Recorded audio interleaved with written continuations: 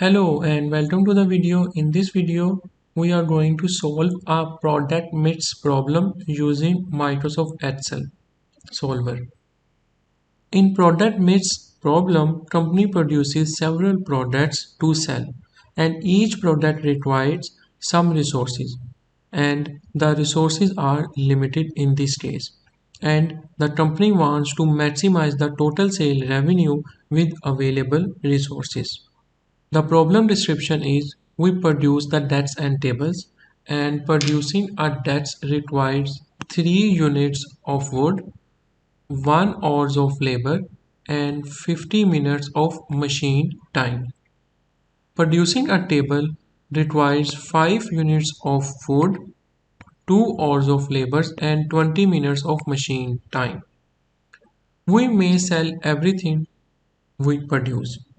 For each day, we have 200 workers that each works for 8 hours and 50 machines that each runs for 16 hours and the supply of 3600 units of wood.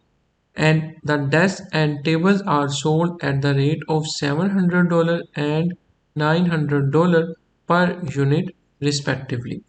So the first step is we have to define the variables and we need to decide the two variable here x1 and x2. X1 is denoted as the number of dates produced in a day and x2 is defined as a number of tables that's produced in a day.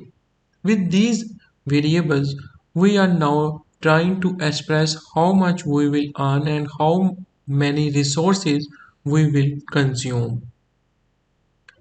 After defining the variables, we have to formulate our objective function.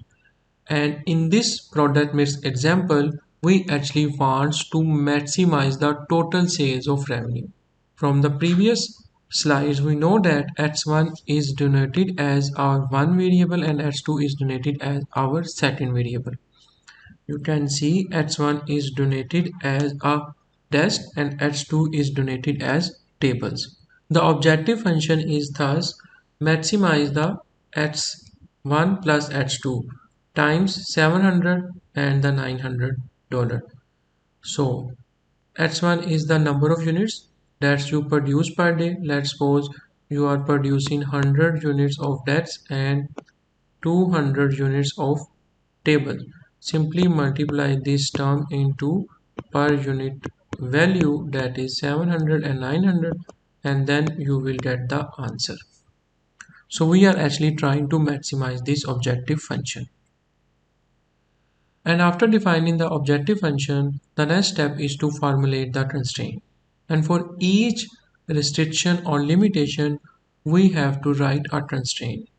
We know that the wood is our resource that requires 3 units consumption per desk and 5 units consumption per table. And the total supply of woods available is 3600 units. Second resource is the labor hour and the third resource is the machine time. And these are the consumption values that are explained or given in our problem description. And these are the total supplies of all these three resources. We know that we have 200 workers that work for 8 hours per worker. So simply multiply 200 to 8, that's equal to 1600. And we know that we have 50 machines that runs for 16 hours per machine. So simply multiply 50 times into 16, that's equal to 800 hours. So the total supply of wood is limited to 3x1 plus 5x2, that should be less than equal to 3600 because 3 units of desk and 5 units of tables are consumed to produce a single unit of a desk and the single units of table of wood resource. Mean 3 units of wood and 5 units of wood are consumed for producing desk and table. So here you can see 3x1 plus 5x2 less than or equal to 3600.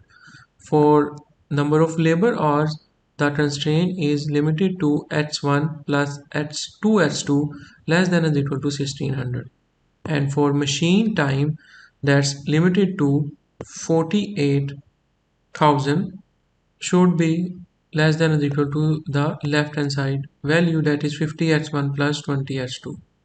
You can see these two values are in minutes and this value in hours, so we have to use the same units of measurements. That's why I simply convert this 800 hours into minutes, that is 48,000 minutes. So on your screen now you are seeing the complete formation of the product mix problem. That is, we want to maximize these two values, that is 700 times h1 plus 900 times h2, and these three are the constraint for wood, labor and machine, and these two are the non-negative constraint, mean h1 or h2 variable cannot be negative. Both of these two variables should have a value that is greater than or equal to 0. Okay, now switch to the Microsoft Excel in window and do the same steps to activate the solver. Click the add-in and make sure under the manage Excel add-in is shown and click OK, and under the add-in window check the solver add-in and then simply click OK. Move to the data tab and here you can see a solver button is available. You can do the same thing by clicking the file tab, click the options and again click the add-ins and Excel add-in and click go, and check the Excel add-in and click OK, and here we go. Okay.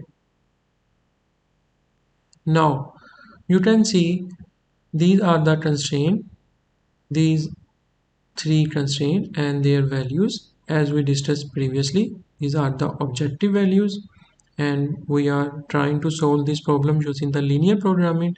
These are the decision variable and these are the constraints, and we want to maximize the our objective function value. First, using the sum product function and simply multiply this range into this objective value range and press enter key.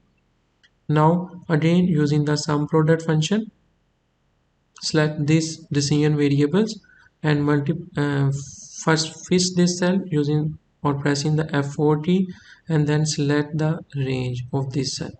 Press the enter key and now drag it. Now for constraint 2 and for constraint 3. To find the optimal solution, move to the data tab, click the solver add-in button.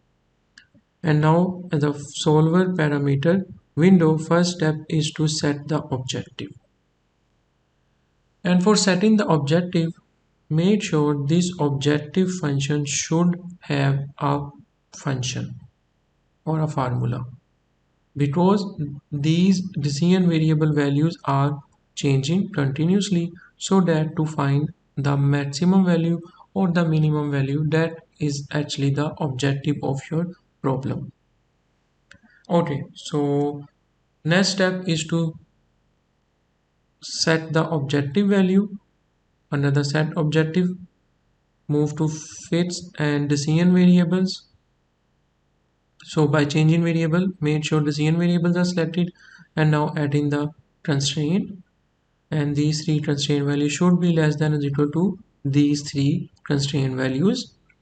Click OK and make sure unconstricted variables non-negativity should be checked, and here select the simplest LP problem, simply click OK and here you will get the optimal solution.